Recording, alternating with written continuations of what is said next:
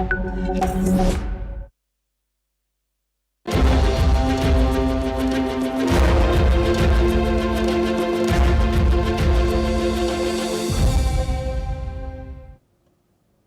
and welcome. I'm Pia and you're watching the Africa Brief on NewsX World. Let's take a look at the headlines. US President Donald Trump has slammed the persecution of Christians in Nigeria and has threatened military action. This comes amid Boko Haram's terrorization in northeastern Nigeria. In response to Trump's warning, Nigerian President Bola Ahmed Tinubu has pushed back against claims of religious intolerance and has defended his country's efforts to protect religious freedom. The fall of El Fasher has triggered a new wave of violence and mass displacement, with the Rapid Support Forces committing summary executions and sexual violence. Survivors who fled the city have recounted scenes of devastation and horror. Tanzanian President Samia Hassan has condemned protests in the aftermath of her election victory. She was declared the winner with almost 98% of the votes tallied. Tanzania's main opposition has rejected the poll result. Opposition party Chadema has now called out their exclusion from contesting the polls while claiming that the results have been fabricated. The Kenyan government is confirming that 21 people are dead after a landslide in western Kenya's Marakwet East region. The rescue teams are continuing their search as dozens remain missing amid heavy rain and flooding. Kremlin has stated that a meeting between Russian President Vladimir Putin and his US counterpart Donald Trump is possible but is not needed right now. Russia has emphasized that work on a Ukrainian settlement is needed instead. Hamas has denied US accusations that it lured aid in Gaza, calling the claims false and unfounded. The terror group has described the allegations as part of a deliberate disinformation campaign aimed at undermining its credibility.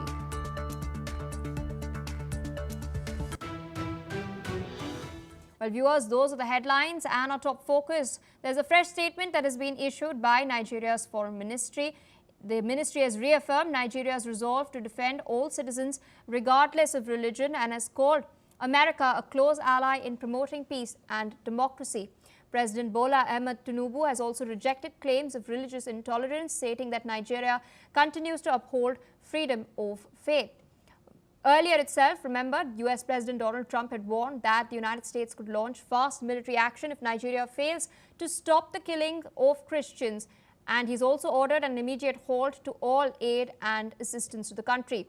Washington recently placed Nigeria back on its countries of particular concern list for alleged violations of religious freedom. Nigeria, which has more than 200 ethnic groups and a history of both Christian and Muslim communities, has long battled extremist violence from groups such as Boko Haram in the northeast.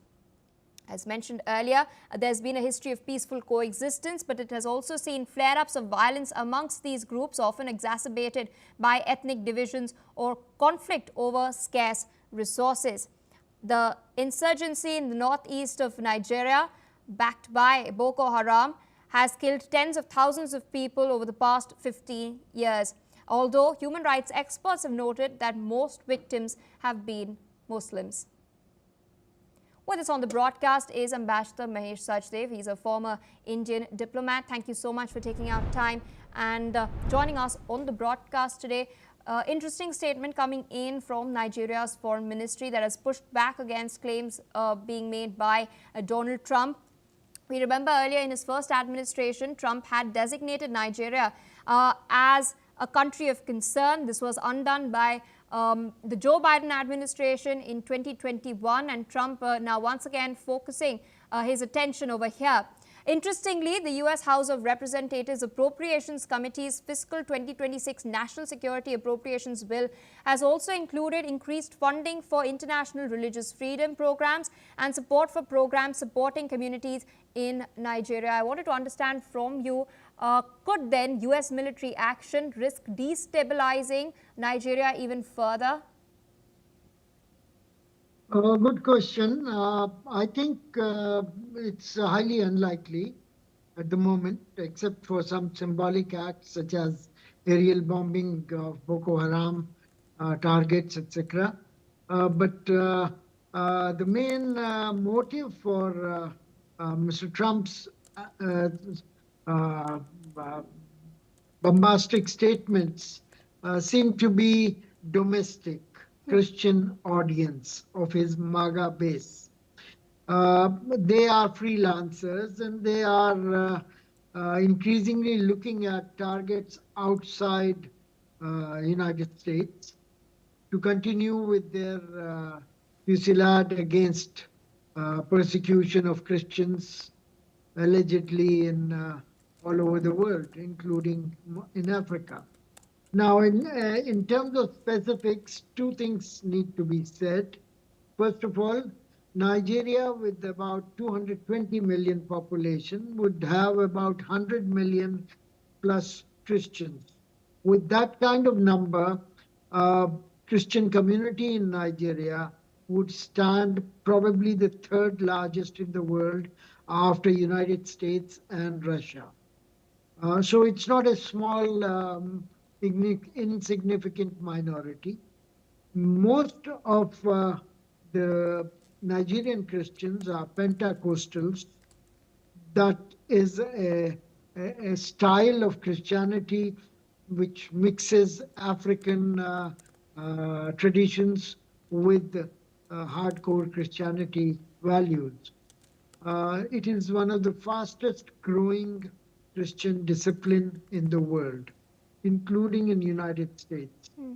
Secondly, I think it needs to be said here that Nigeria, since restoration of democracy 25 years back, has devised a system of alternating presidents between Muslims and Christians. It used to happen, but for past decade, past two elections, or rather three elections, we've had only Muslim presidents. This time, even the vice president is a Muslim. So that tilts the balance of power within Nigeria towards Islam. And Mr. Bole Tinubu, the president and vice president, his vice president, are both from different parts of Nigeria, but are Muslims. So this could be one accusation of which goes against Nigerian Christians balancing the Muslim community. But I think Nigerian government has reacted in defense of its sovereignty. Yes. It has recently replaced its chiefs of staff. Yes. All four of them, and president has asked the new incumbents in the military to devise better strategy to combat Boko Haram and Fulani tribals who have been rampaging Christian villages in the central area of Nigeria. So overall, I think it's much of pyrotechnics by White House with domestic motives, with the elections to the Congress approaching next year. Yes. The stage is being set to appease the right-wing Christian values in MAGA base. Thank you. Indeed, sir. Requesting you to stay on with us. Of course, our political stability in Nigeria itself amidst these murmurs of a coup taking place, nearly being successful, the change in the military leadership, new CDS, Navy, Army, Air Force chiefs being sworn in. All of this is taking place on the domestic front. But of course, Boko Haram and its offshoot, the Islamic State West Africa province, are also operating in the Sahel region at large.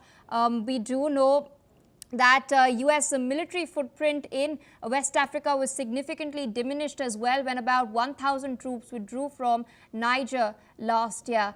So how the US plans to go about realizing what Trump has stated remains to be seen. Meanwhile, we're shifting our focus to what's taking place in Tanzania. Tanzanian President Samia Suluhu Hassan has now condemned the violent protests that erupted after her landslide election victory. Speaking on state television, she thanked her security forces for ensuring voting continued despite unrest, calling the violence unpatriotic. Her remarks have come as the main opposition party, Chadema, has rejected the results as completely fabricated, claiming no genuine election took place. The party, meanwhile, stated that hundreds were killed in clashes, although the UN has reported at least 10 deaths. Demonstrators have torched government buildings and clashed with police. They've been angered by the exclusion of Hassan's main challengers and widespread arrests of opponents. In a victory speech, Hassan has stated that Tanzania's security would be protected by all available means. Meanwhile, in Zanzibar, voters have reacted as the ruling CCM party won 74.85% of the vote, securing President Hussein Ali Mwinyi a second term in office. Listen in. Tukubaliani na matokeo kwamba kura zilizopewa Hussein Mwinyi basi ni kura ambazo kuwa amepewa chama cha upinzani Osman Masudi Osman. Kwa hivyo wamebadilisha matokeo kwa maslahi yao wenyewe, lakini si kwamba kura zilizopata Hussein Mwinyi. Kusema la kweli, kwanza najisikia furaha. Kwanza pia ni mwanachama wa Chama cha Mapinduzi, nimefurahi chama changu kushinda kwa asilimia kubwa zaidi. Lakini pia yote hayo yanatokana na Dr. Mwinyi kueleza sera yake safi, pia kufanya mambo mazuri katika nchi yetu, barabara, maskuli, masoko pamoja na mahospitali. Kwa hiyo zile ilani zake alizotekeleza katika Chama cha Mapinduzi ndio kilichofanya leo tuwe na imani ya sisi wananchi kupiga kura tarehe 29 juzi na jana kutangazwa ushindi, na leo tumefurahika. Kusema la ukweli, furaha yangu, nimefurahi sana sana sana sana yaani kushinda Chama cha Mapinduzi. Nimejisikia furaha, tena furaha kubwa sana, kwa sababu tumefanya uchaguzi umekwenda vizuri kwa amani, na mpaka matokeo yametoka kwa amani kabisa, hatuna vurugu, na leo hii basi tuko kwenye furaha kweli kweli. All right, we've heard what some of the CCM supporters and opponents have had to say. Still with us on the broadcast is Ambassador Mahesh Sachdev. I want to bring you in for a quick comment over here. What do you make of the protests that we've seen? We've also seen them, interestingly, not just be concentrated in Dar es Salaam, but taking place across the country and spilling over to Kenya as well. Could this escalate further from here, or could we expect a further crackdown? That's something that remains to be seen. President-elect and incumbent have made a fairly strident statement showing no signs of compromise or climbed down from the claim that she secured a landslide of 98%, which appears a bit unlikely given the widespread opposition. What has not been released is voting percentage. Yes. So we don't even know whether she secured a large majority in absolute numbers of Tanzanian electorate. I think her supporters would be hoping that the situation would calm down by. Hello, I don't know if anyone can.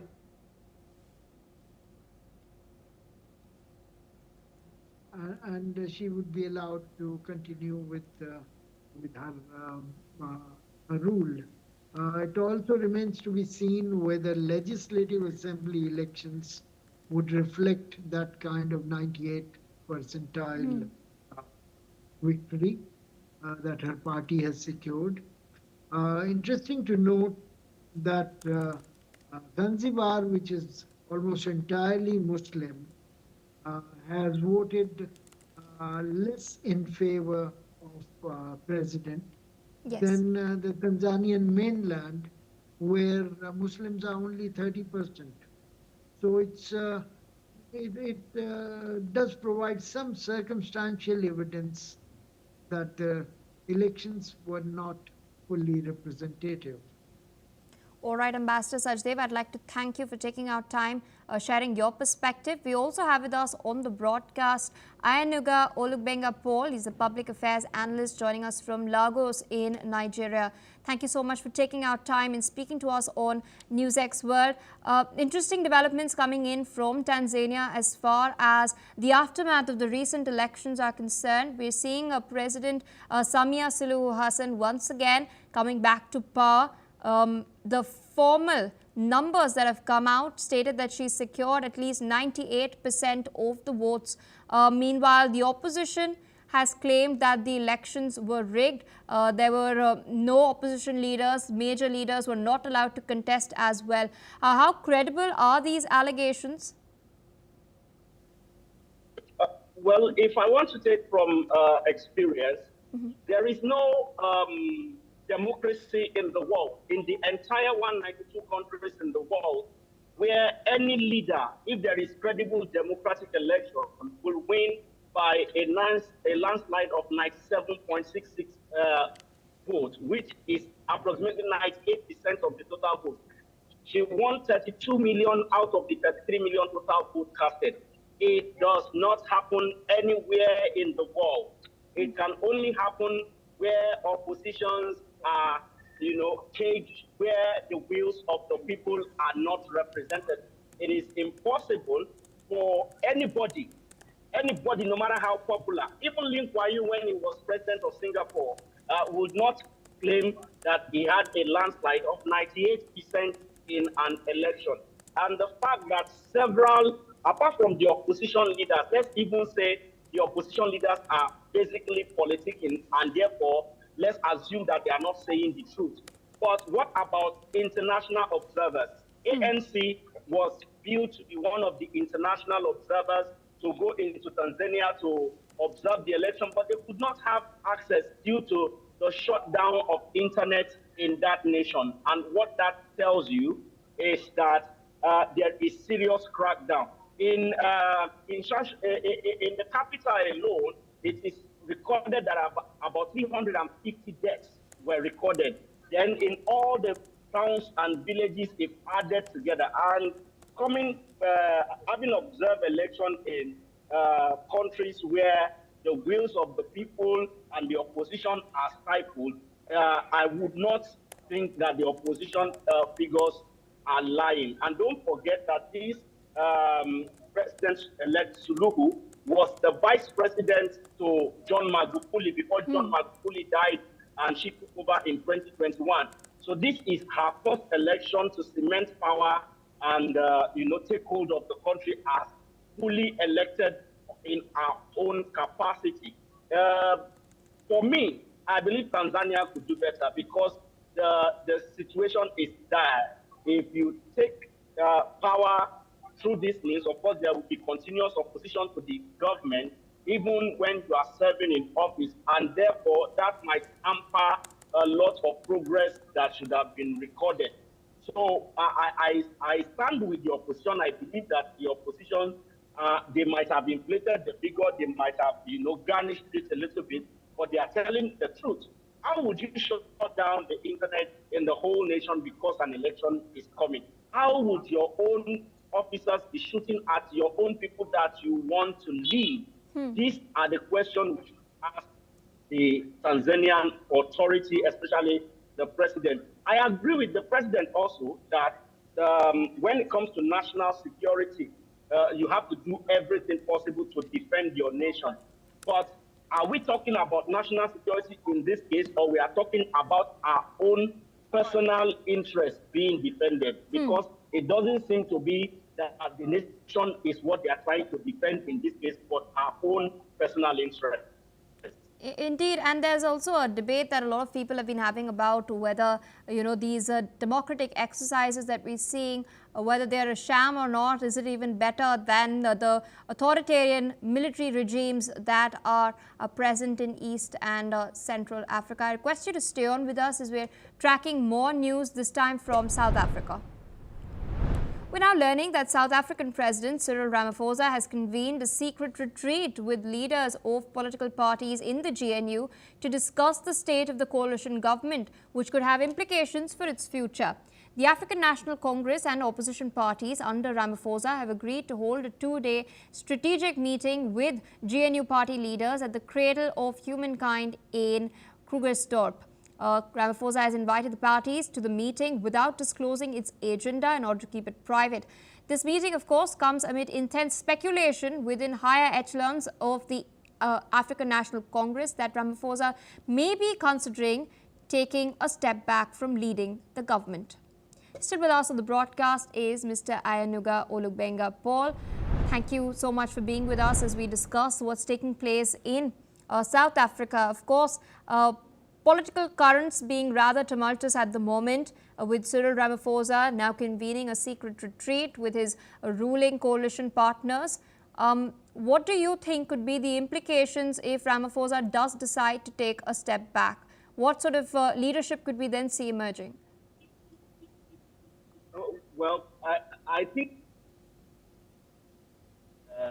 because it seems that the pressure is getting, especially from the GNU and then from his own party, ANC, is getting to him. It doesn't, I mean, nobody would really like to be second guessed. You are the president, and then the opposition party that you brought into government of national unity because they have some certain leverages are now second guessing every of your move.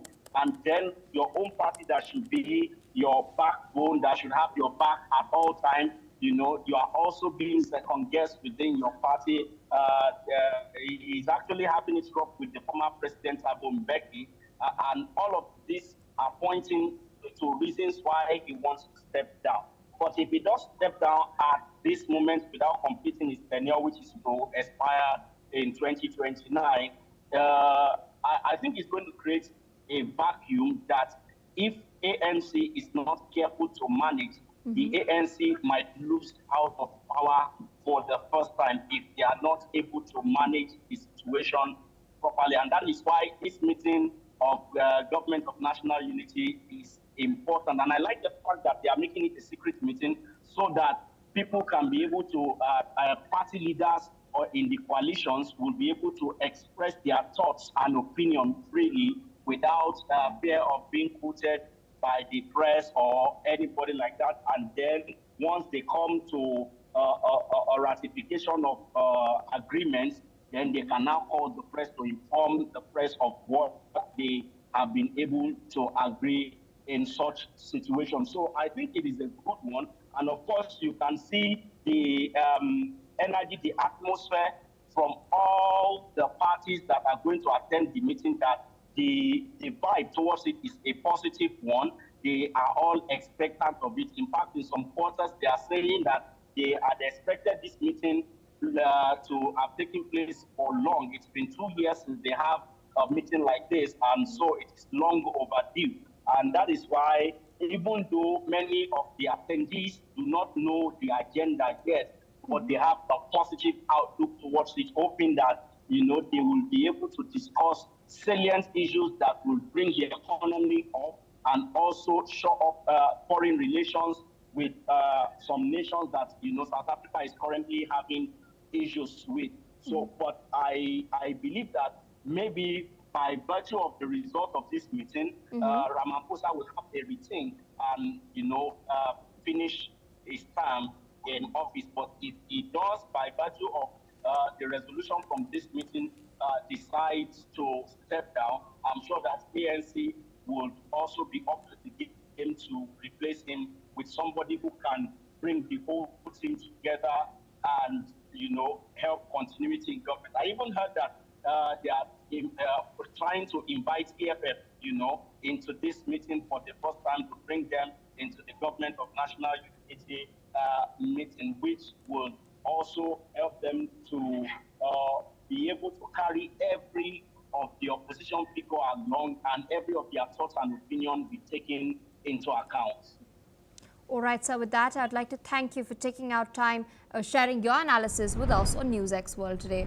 With that, viewers, we're shifting focus away from South Africa towards Kenya. We're learning that at least 21 people have been confirmed dead and more than 30 remain missing after a deadly landslide struck Kenya's Marsabit East region late Friday night. Officials have stated that heavy rains triggered the landslide, burying homes and cutting off roads as well.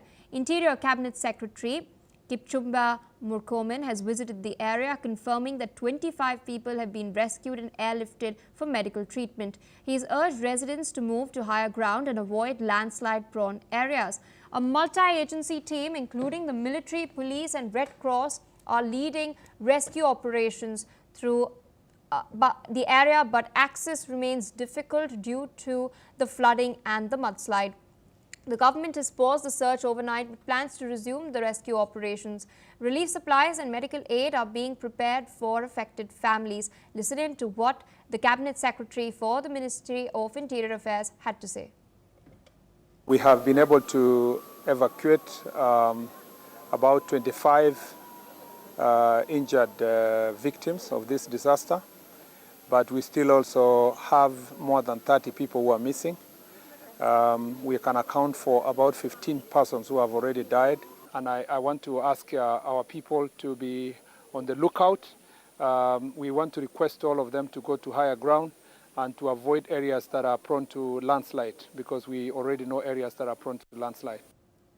Joining us on the broadcast is Dominic Kirui. He's a journalist from Nairobi in Kenya. Thank you so much for taking our time and speaking to us on NewsX World. At the outset, I wanted to understand from you, what is the situation on the ground right now?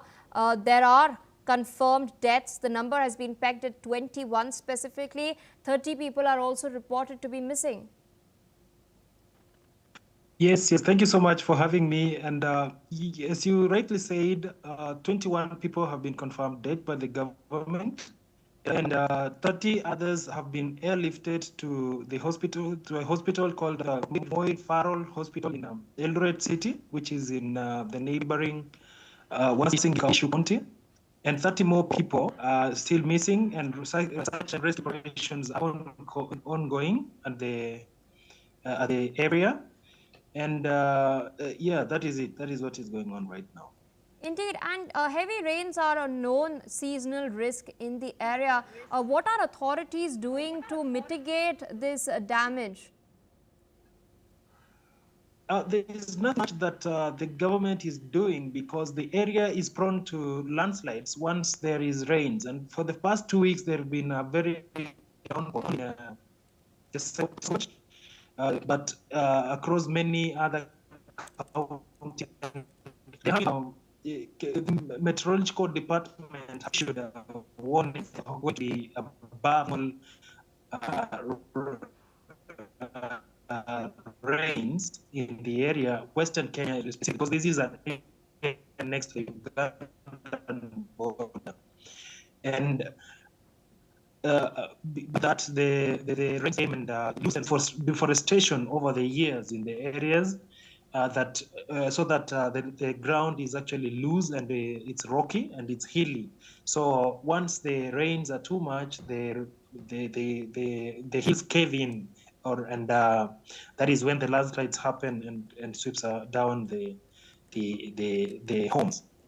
Indeed, we're also learning that a multi-agency team has been put together, including the military, police officers, Red Cross. They're all leading the operations on the ground. We're getting some visuals as well. I wanted to understand from you, how effective has this team been so far? So far, the team has been effective because they have been able to rescue and take those who have been injured and airlift them to the hospital in Eldoret, where the Ministry of Health has confirmed that the government is working with specialists and doctors and to give the much needed medical care. And the Minister for Health, Mr. Bale, has confirmed that and said that the government will take care, but much needed life-saving care is their top priority right now, to ensure those victims don't lose their lives. And the 4 of them who need immediate surgical assistance are able to get that. Also, it's Kipchumba Murkomen, the Minister for Internal Security, has also confirmed that military planes are on standby to supply the much needed food and other supplies to the people in the victims and other people around the area who have been affected, and is on the ground giving a helping hand to the government and other agencies in rescuing people and searching for those who are still missing. All right, so with that, I'd like to thank you for taking out time and, of course, sharing all that information with our viewers. We will continue to track this very, very closely. But in the meantime, we're also getting fresh news from Jamaica. We're now learning that Jamaican Prime Minister Andrew Holness has asserted the damage from Hurricane Melissa and calling it one of the strongest storms on record to make landfall in the Caribbean. Melissa was the most powerful storm ever to directly hit Jamaica and the first major hurricane to do so since 1988. US forecaster AccuWeather has estimated about 48 to $52 billion worth of damages to have taken place, and economic loss has also been reported. Jamaica's information minister has confirmed at least 19 deaths have taken place, but has also stated that there were indicators that more bodies could be recovered. Listen in to what the Jamaican Prime Minister had to say. It was already a low-lying town. I think you are just at or below sea level. So I've seen where there has been flooding. I've seen many roofs dislodged and some structures flattened. But I'm going to now do a tour on the ground to see what your electricity grid damage is like and whether or not telecommunications can be restored quickly. But the issues that have been raised by your Member of Parliament and by the other officials here would focus primarily on the hospital. And so I want to first of all thank all of you who would have given your time and your effort, even at your own peril, to ensure that your patients are safe and that the public is still served, even with the minimal level of health care. It means a lot to me as your Prime Minister, and on behalf of the people of Jamaica, I want to say thanks to you. You have stood up and given that service even in the eye of the disaster. I'm told, Minister, that persons have been poisoned by carbon monoxide from the use of the generators. I take this opportunity to encourage everyone who is going to be using a generator to do so very carefully. Leave it outside, and if you don't need it, then don't leave it running. All right, viewers, with that, it's a wrap on this bulletin. More news and updates on the other side. Stay tuned for more.